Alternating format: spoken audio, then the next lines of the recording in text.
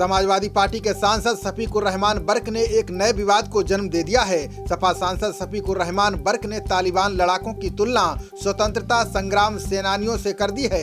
इसके बाद इनके खिलाफ राजद्रोह का केस दर्ज हुआ है। वहीं सीएम योगी ने सपा सांसद को जमकर खरी खरी सुनाई। बता दें कि अफगानिस्तान पर तालिबान के कब्जे को लेकर संभल से समाजवादी पार्टी के सांसद शफीकुर रहमान बर्क से कुछ पत्रकारों ने सवाल पूछा। इस पर समाजवादी पार्टी के सांसद शफीकुर रहमान बर्क ने तालिबान का समर्थन किया।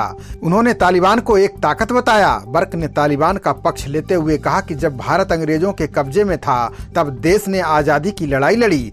अब तालिबान भी अपने देश को आजाद कराकर खुद से चलना चाहते हैं। देखते हैं कि हमारा देश जब अंग्रेजों के कब्जे में तो सारा हिंदुस्तान आज़ादी के लिए लड़ रहा था। अब वहाँ का भी अब अमेरिका ने कब्जा कर रखा, पहले रशिया में था, फल जगह जगह उनका भी कब्जा, वो भी आज़ाद रहना चाहते, अपने देश को आज़ाद कराना चाहते। ये तो उनका पर्सनल मामला है, इसमें हम क्या दखल देंगे? नहीं, जैसे ये एक चल रहा है पूरे 2 दिन से कि तो कट्टरपंथी सोच है वो भाई, वो अपने देश को आज़ाद करने के लिए तालिबान के ज़रिए से, वहाँ तालिबान एक ताकत है और वो उसने अमेरिका को के पाँव नहीं जमने दिए, रशिया के नहीं जमने दिए। जब भी कोई किसी तो बहरहाल वो अपने देश को खुद चलाना चाहते हैं, अपने तौर पर चलाना चाहते हैं। सपा सांसद के इस बयान पर हंगामा खड़ा हो गया है। उनके खिलाफ राजद्रोह की धारा में एफआईआर दर्ज की गई है। संभल के एसपी ने बताया कि शिकायत मिली है कि सांसद ने तालिबानी लड़ाकों की तुलना भारत के स्वतंत्रता संग्राम सेनानियों से की है। ऐसे बयान राजद्रोह की श्रेणी में आते हैं, इसलिए उनके खिलाफ 124 ए यानी कि राजद्रोह की धारा में एफआईआर दर्ज की गई है। साथ ही 153 ए और 295 भी लगाया गया है। उनके अलावा 2 अन्य लोगों ने भी सोशल मीडिया पर वीडियो में ऐसी ही बातें कही हैं। उनके खिलाफ भी केस दर्ज किया गया है। कोतवाली में कल देर रात संभल सांसद डॉक्टर शफीकुर रहमान बर्क व 2 अन्य व्यक्ति फैजान चौधरी व मोहम्मद मुकीम के विरुद्ध अभियोग पंजीकृत किया गया है। इनके द्वारा तालिबान के संबंध में भड़काऊ बयान दिए गए। एक प्राइवेट व्यक्ति श्री राजेश सिंघल द्वारा लिखित तहरीर देकर यह बताया गया कि डॉक्टर बर्क द्वारा एक मीडिया ब्रीफिंग में तालिबान की तुलना भारत के स्वाधीनता सेनानियों के साथ की गई तथा उसकी जीत पर खुशी मनाई गई। ज्ञातव्य हो कि तालिबान भारत सरकार द्वारा घोषित एक आतंकवादी संगठन है। इस तरह के बयान देशद्रोह की श्रेणी में आते हैं।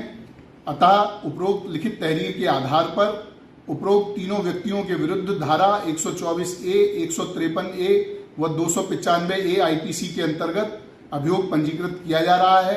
अन्य 2 व्यक्तियों द्वारा फेसबुक पर इसी प्रकार के बयान दिए गए, उनके विरुद्ध भी इसी एफआईआर में अभियोग पंजीकृत किया गया है। समस्त साक्ष्य संकलन के साथ में वैधानिक कार्रवाई की जा रही है।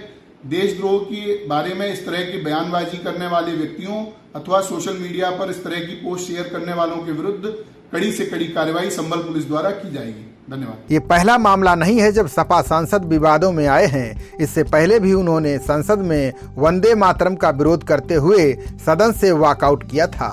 इतना ही नहीं, कोरोना के समय भी उन्होंने महामारी को अल्लाह का कहर बताया था। उन्होंने कहा था कि अल्लाह के सामने रोकर गिड़गिड़ाकर माफी मांगने से कोरोना खत्म हो जाएगा। और जहाँ तक देखिए वंदे मातरम का ताल्लुक है, वो it is against the Islam, we can not follow it.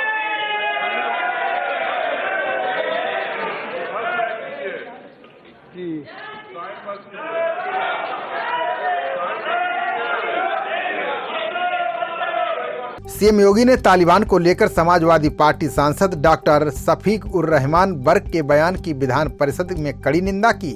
मुख्यमंत्री ने सदन में कहा कि सुबह सुबह मैं एक पार्टी के सांसद का वक्तव्य सुन रहा था। वो तालिबान का बड़ी बेशर्मी के साथ समर्थन कर रहे थे, यानी उनके बर्बर कृत्यों का समर्थन कर रहे थे। सीएम योगी ने कहा कि समाजवादी पार्टी के सांसद ऐसे कृत्यों का समर्थन कर रहे हैं जो मानवता के लिए कलंक है।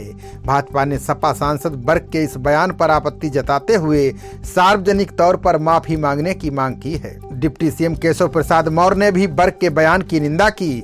उन्होंने कहा कि समाजवादी पार्टी में कुछ भी हो सकता है। कुछ ऐसे लोग हैं जो जनगण मन नहीं गा सकते, कुछ तालिबान के समर्थक भी हो सकते हैं, कुछ अन्य लोग पुलिस द्वारा दहशतगर्दों की गिरफ्तारी पर आरोप लगा सकते हैं। ये तुष्टीकरण है। उन्होंने कहा कि इस तरह के बयान देने वाले व्यक्ति और पाकिस्तान के प्रधानमंत्री इमरान खान के बीच कोई अंतर नहीं है। बता दें कि इमरान खान ने काबुल पर तालिबान के कब्जे का परोक्ष रूप से समर्थन किया था। इमरान खान ने कहा था कि पड़ोसी मुल्क ने गुलामी की जंजीरों को तोड़ दिया है। खबरों का सिलसिला जारी रहेगा। देखते रहिए जनप्रवाद। नमस्कार।